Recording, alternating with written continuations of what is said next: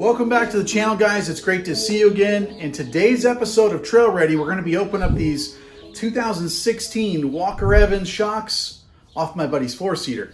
But before we get to that point, guys, the best thing you want to do is lube up these before you remove the coils. You don't want to just crank on these things dry because you've probably seen in one of my videos before, these things can get seized. So what we're going to do is clean them off, put a little spray lubricant on the threads, remove the springs, clean them up, and then we're going to jump inside.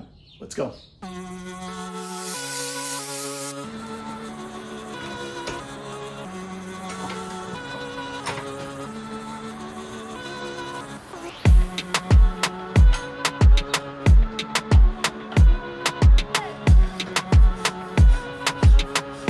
So this step is key. Make sure you definitely lube these. Don't just remove these things dry, because I'm telling you, I've seen it plenty of times before where this collar's gotten seized and you don't want any part of that because it turns into a much larger job. So just spray them up real good with you can use some oil, some lubricant, some anti-seize spray, whatever you got.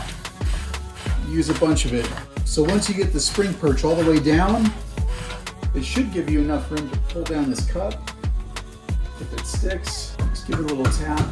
This one's completely blown out, so it's got oil and mud all over it. Push that bumper down out of your way. Get that clip out. And then everything should come right off. All right, guys, I think now is a good time to stop for just a minute and let's talk about the shock dampeners themselves. Now, this is going to be the same for the front and rear on the Walker Evans dampeners, okay? So let's pretend for just a second, guys, this shock is brand new. And the way it functions is this whole body is going to be solid fluid. Now, over on your reservoir side, you're going to have a little bit of fluid in the adjuster, and then comes your floating piston. Now, on the opposite side of that floating piston, you're going to have all your gas pressure.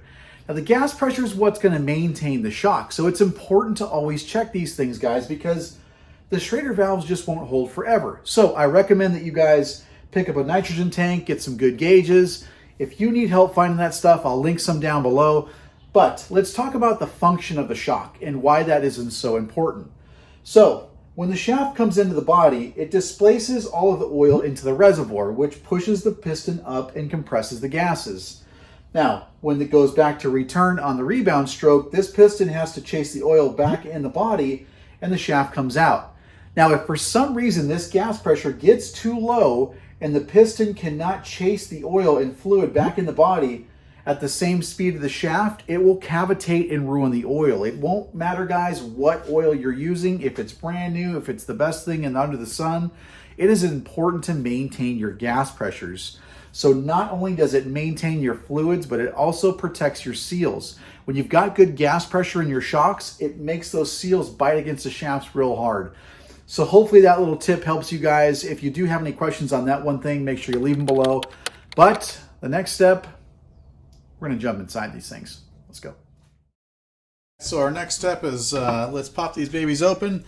The first thing you're going to want to do is make sure your compression adjusters are all the way open. So that's the most important thing. You want those adjusters open before you release your gas pressure. And just remove your Schrader cap. I've got a cool little Schrader tool that I'll link below for you guys. I'm just going to put this on. Let that walk down the gas pressure. I like to do that kind of nice and slow because sometimes if the gas has gotten low, a lot of times the oil will sneak on the opposite side of the floating piston and spray oil everywhere. So just kind of do this one slow. Boom, it's fully released. Now I like to leave that thing on there, and then on my next step is to grab these guys. I'll link these below as well. This is a super handy tool.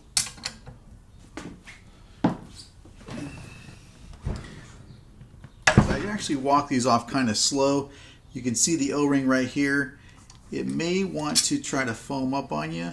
So I just shake it by hand a little bit, see how it feels. If it feels nice and loose, there's not a lot of pressure. But if this feels real solid and is hard, that means there's a ton of cavitation, and you want to let this kind of release very slowly. That way you don't have a little grenade in your hand. So if it feels nice and free, these will still probably be a little foamy, but let's see what happens here. See, it's starting to kind of tighten up a little bit more. That tells me that there could be some definite pressure behind this. Just take it nice and easy, guys.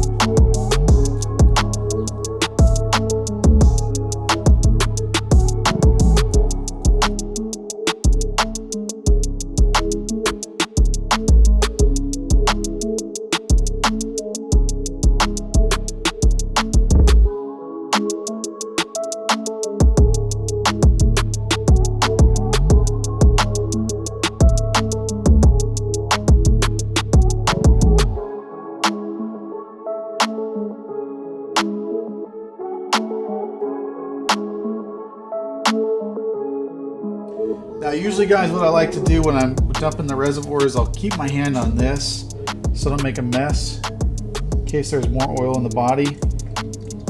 And that's it. Guys, so we've got the bodies completely broken down, the shaft assembly's out, the floating piston out.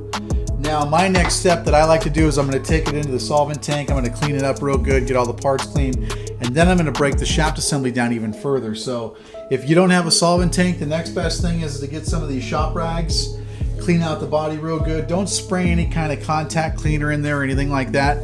Just use some good rags, clean inside the reservoir, clean inside here, and you'll be fine. But I'm going to take this up to the next level. I'm going to get it in the solvent tank and we're going to wash it up real good, and then we're going to tear down the shaft assemblies. Let's go.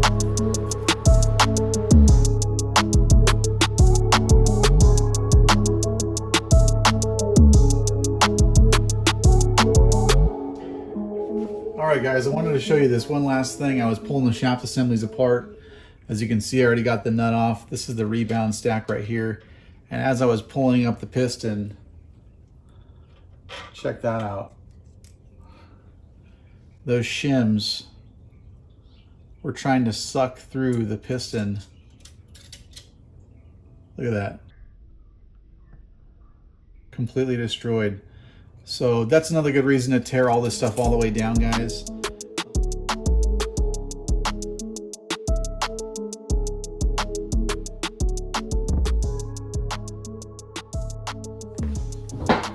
All right, guys, that's a wrap. Everything is good to go, cleaned in the solvent tank, dialed in. I'm not gonna show you guys how to do the rears. It's the exact same process, but obviously the rears are much larger and they're a remote reservoir rather than being a piggyback design. So one thing I do want to show you is, check this out. On one of the front shocks, the compression stack shims were actually trying to completely suck their way through the piston. So this will definitely have an effect on the way the shock works. So all these are going to get completely replaced. There's nothing you can really do on this particular shock to change that from happening. So it's just a matter of service, guys. Look up somebody in your local area to get those things serviced, get them dialed in. Hopefully you guys enjoyed. Thanks for hitting that subscribe button. We'll see you guys in the next video. I got to make a parts list, and then we'll be back for number 2 on the reassemble. Thanks, guys.